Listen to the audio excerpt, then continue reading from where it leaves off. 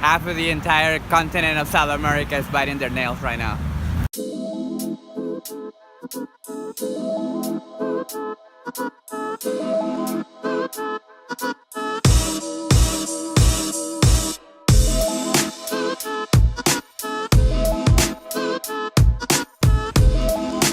I was depressed at the beginning of this run. Now I feel great. Listening to Kate Tronada. Have a lot of stuff to do. Okay, so this is what happened yesterday. I made some tofu somewhere else, and then I put it in my backpack. And on the way there, like everything got wet. So now my backpack smells like rotten tofu. It smells like terrible. We let him off the hook. We talking about practice, man. Hello?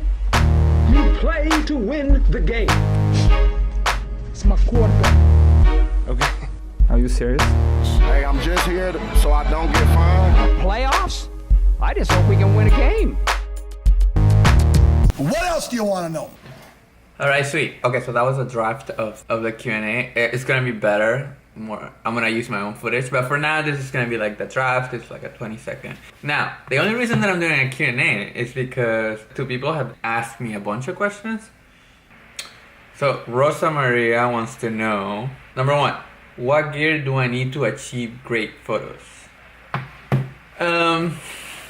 Here's a tricky question, because if you go on my Instagram, my photography Instagram, I have taken photos with a DSLR. There's a few, I think a couple dozen photos that are straight up iPhone photos. So I don't know. I think like the most important thing that you need, it's light. And if you really handle your way with the sun, you can get away with a bunch of stuff. Also, it really depends on your definition of great photos. I think the most important thing on a photo is how you tell a story. And if you can tell a good story with the basics, you're golden. Next question. So all of these are from the same girl, so I'm just gonna... How do you achieve sharp focus? Ooh. So if you're behind the camera, it's a little bit easier. If you're in front of the camera, you need an automatic focus. So you see how like this is focusing automatically.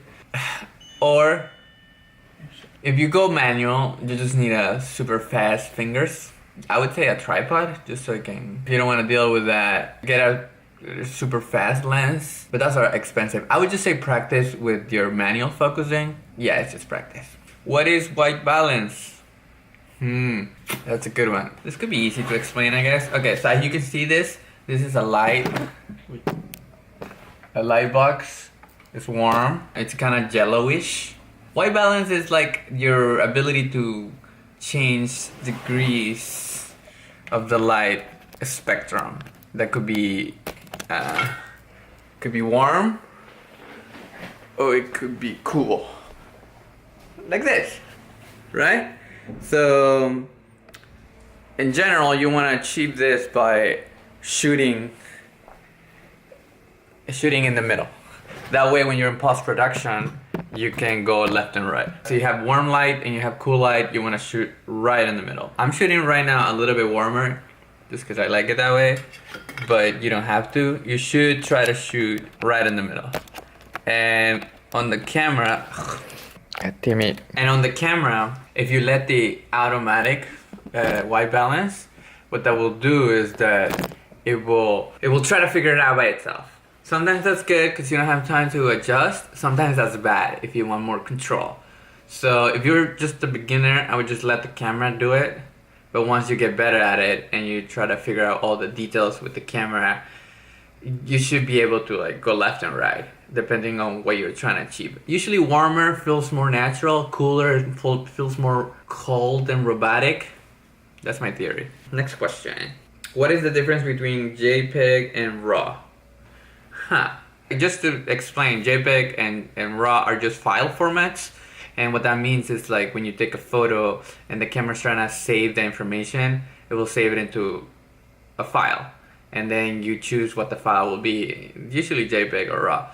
RAW has more space. It's like a truck So you put all that information, like details about the light, details about pixels, all the stuff. You put it. JPEG is similar, but it's smaller, so you have less information. So when you're doing a lot of post-production, you have more to play around with the RAW. Depending on who you're working for, my theory is that I'm shooting so much all the time that I just shoot in JPEG, and then I don't do post-production. Unless I'm doing stuff for a client.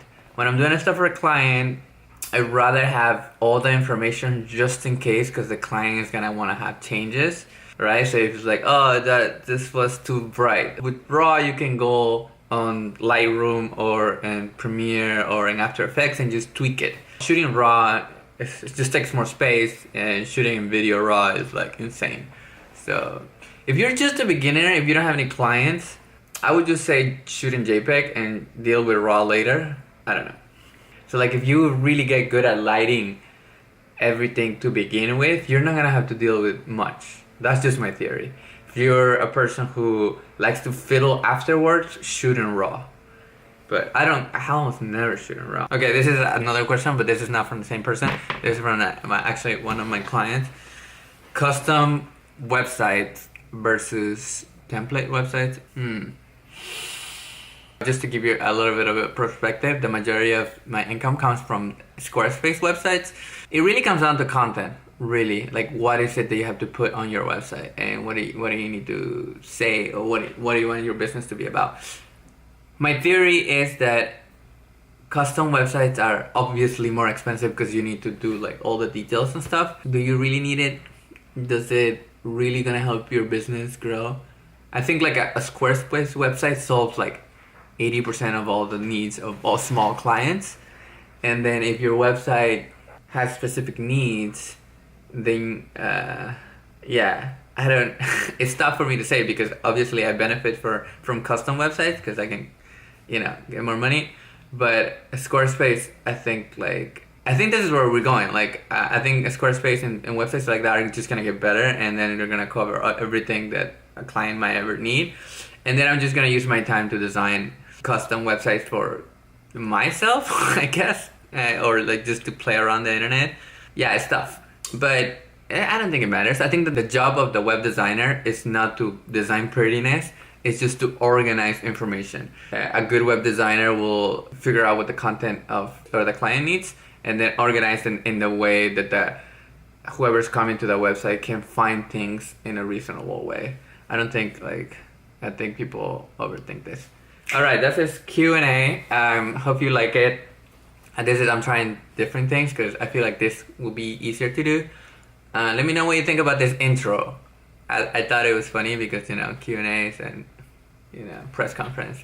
Anyways, all right, today I have something else to do later. The Peruvian soccer team has not been on the World Cup since 1982, before I was born. And today they're playing a game. If they win, they go to the World Cup. So it's kind of important. I might vlog it. It could be fun. Here's my current situation.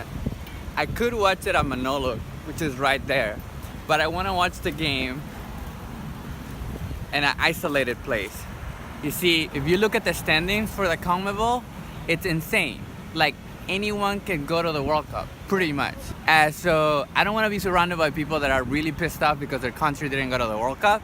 I want to go to like an American bar where I can ask the person to like put on the game, and then maybe the other people are watching like some other sport. But I kind of want to watch it there because it could be like more exciting, but I'm not gonna do that.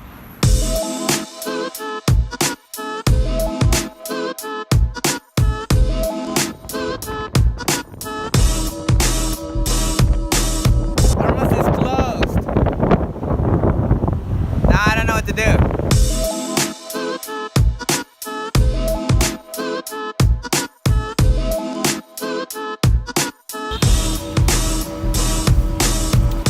Now I'm just contemplating on watching the game at home because I don't want to get in a fight. This is it. I'm gonna watch it here in Portuguese.